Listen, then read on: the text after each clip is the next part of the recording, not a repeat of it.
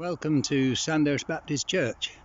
A lot of people when I travel around ask me about our church, and I thought I'd make a short little film just to show you where we are and what it's like. I'm standing in the car park at the moment. It's a reasonably nice day. I'll just take a few pictures for you. We're quite famous for our signs. Thousands of people pass here on the way to the sea, which is about 25 minutes away, near Hastings and Rye, popular places, Camber Sands, some people have heard of. This is the church path, main entrance, and this oak tree on the left I planted from an acorn 21 years ago. As you can see, we've got a graveyard, and there's many quite ancient graves here. Some are of importance to people who are historically minded, and on the left, the building there on the left where the clock is, used to be a British school.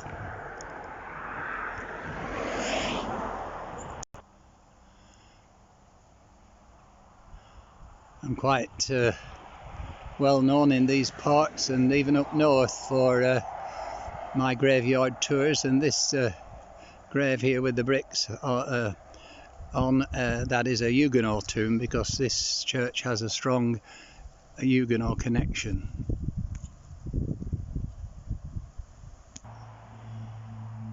This is the main entrance to the church.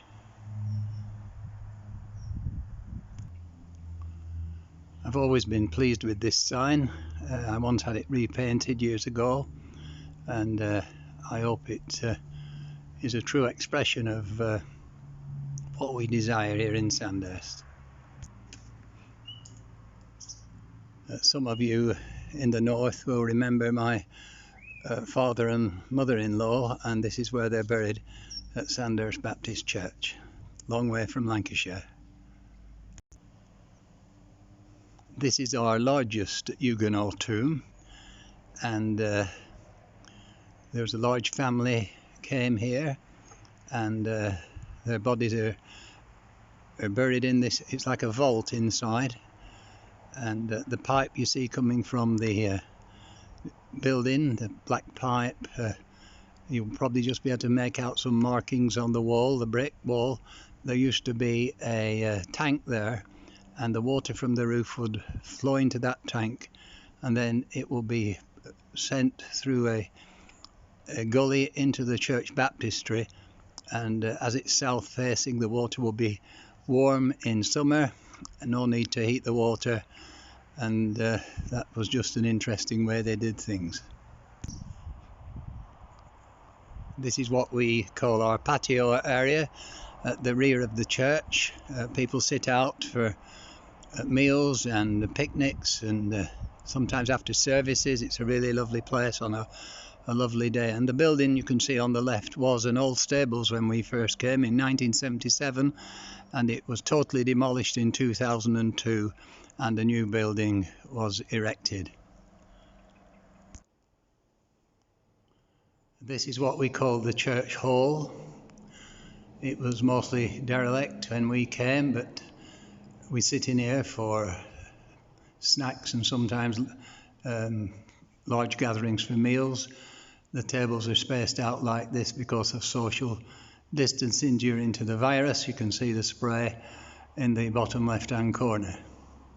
But this used to be a British school, and I think there's still some people living in Sandhurst who attended here as children. The evacuees from all over the country, mostly London, they went to the other school, I think, in the village.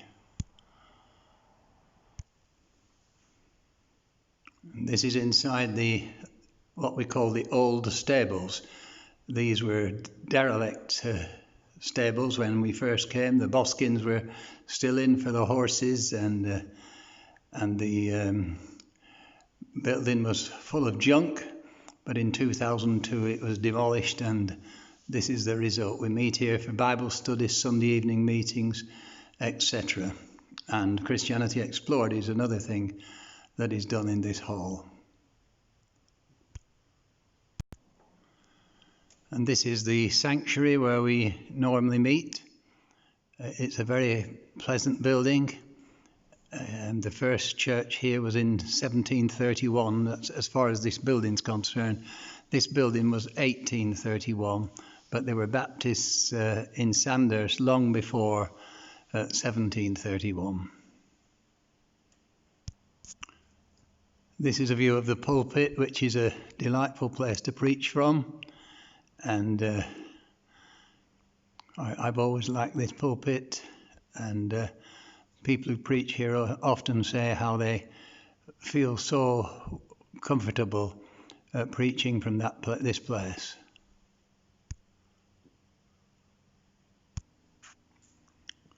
As you can see, we do have a gallery, and it's very useful to have a gallery like that, and at present, with the spacing out of people, it's proved its worth yet again.